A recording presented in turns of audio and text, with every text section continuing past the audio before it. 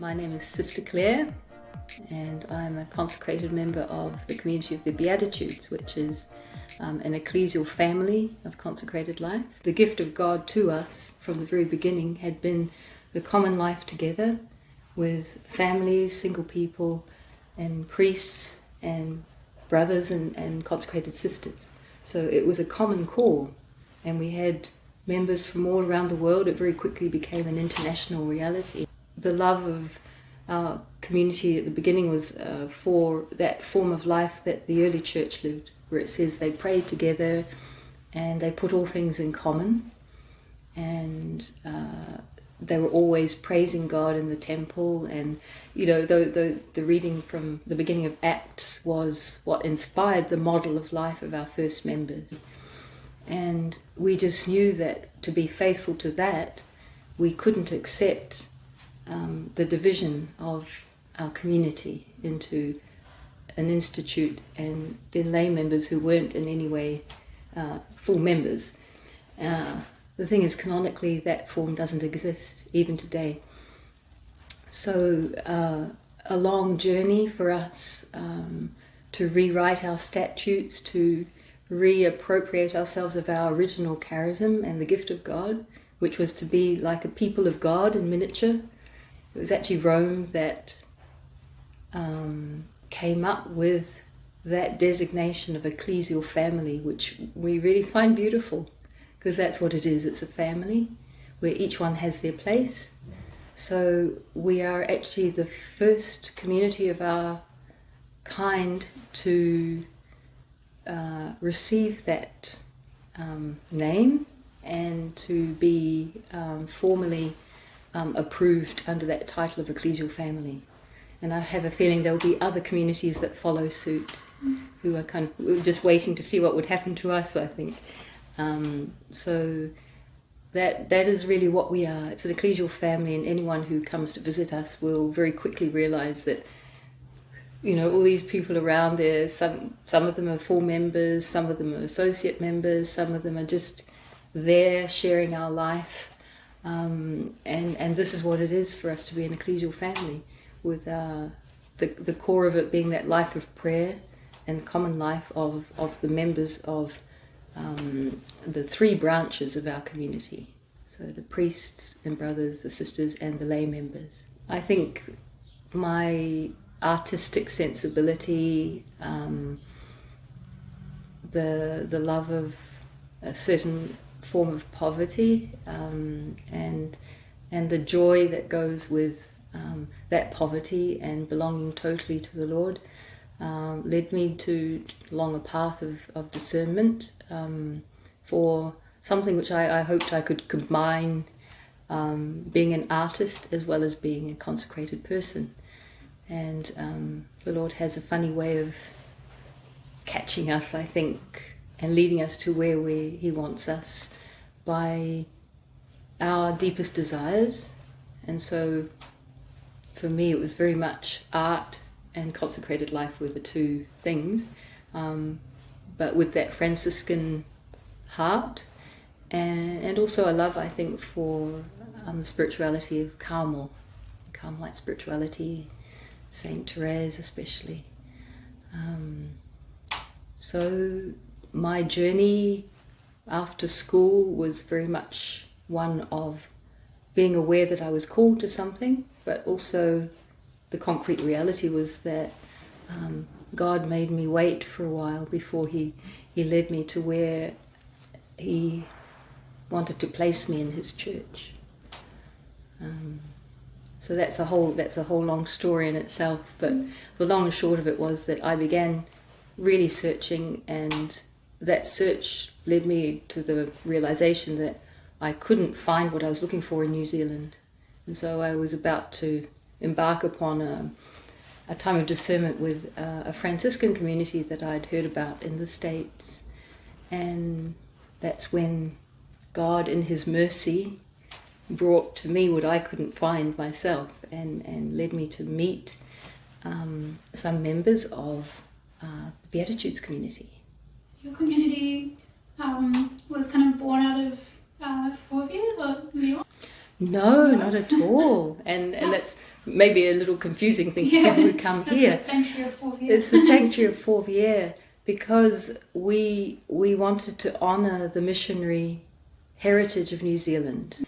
We founded the Sanctuary of Fourvière with that idea of bringing to the forefront those first missionaries, the courage, the witness that they gave to bring the gospel here, and to incite, in a sense, a certain spiritual desire in people's hearts here to emulate them, to follow in their footsteps, to give their lives to the preaching of the gospel.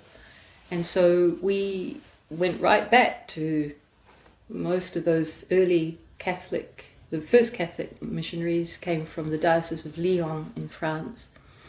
And on the hill above the city of Lyon is the Sanctuary of Fourvière, dedicated to Our Lady.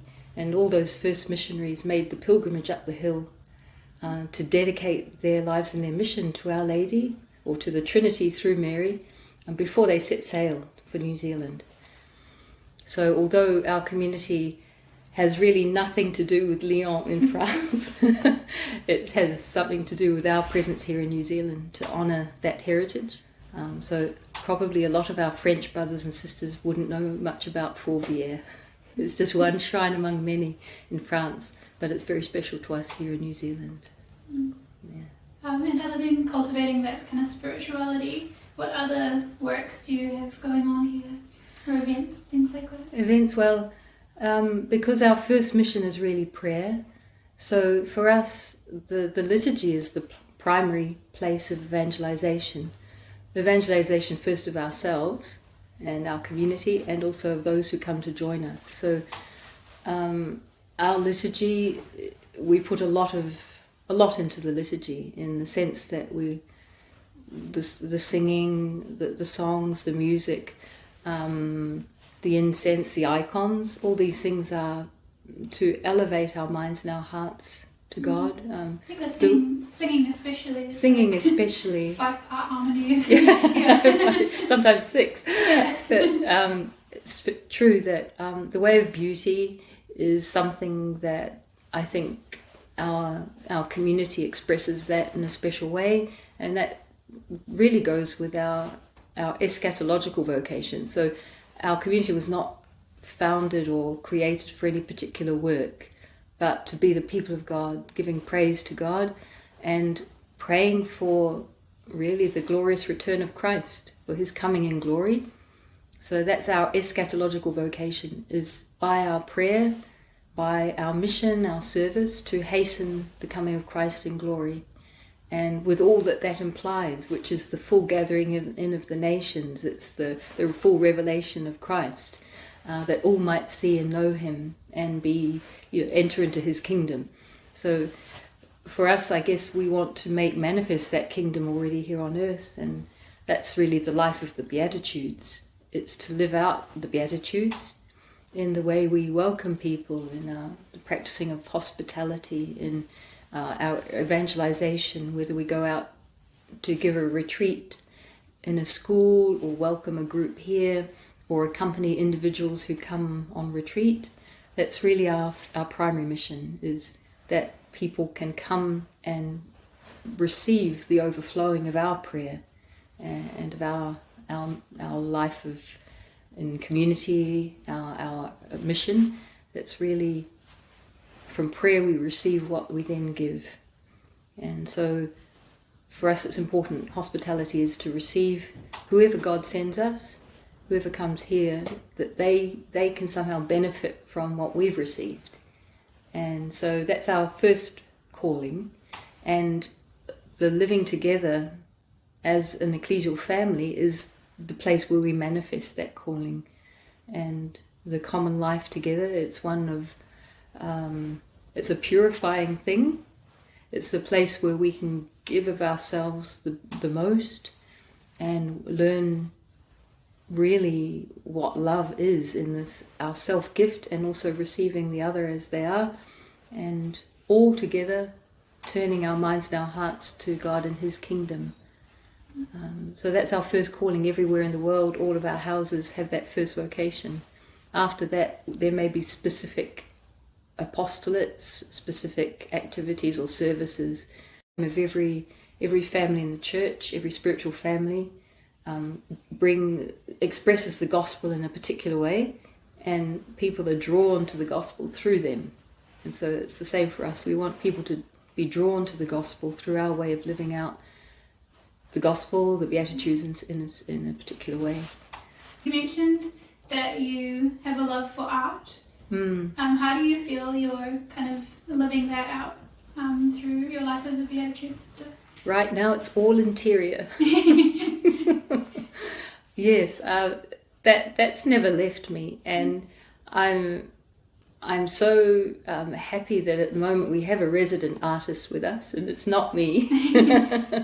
But I love the fact that we have an artist who's working here, because it's one of the things that I think is just part of our charism, is that love for beauty, and how art can evangelize us, how art can really raise our minds and our hearts to God. So the fact that I'm not able at this moment to give myself to a lot of creativity in that way, I think there are other ways that I'm able to be creative. For example, working on adaptations of some of our songs, especially the songs of Saint Therese, which I've been doing recently, and seeing those taking shape and becoming beautiful songs that we can sing. That's also part of a creativity that I'm happy to, when I can exercise that.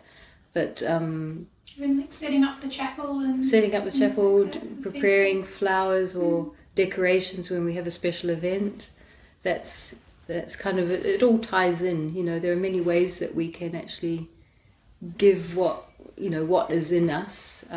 Each one of us has qualities and talents and gifts, and very often we're asked to do things that we're not talented for, not qualified for. So it's nice when we can actually just be free to give something that we have to give, and do something beautiful for the Lord.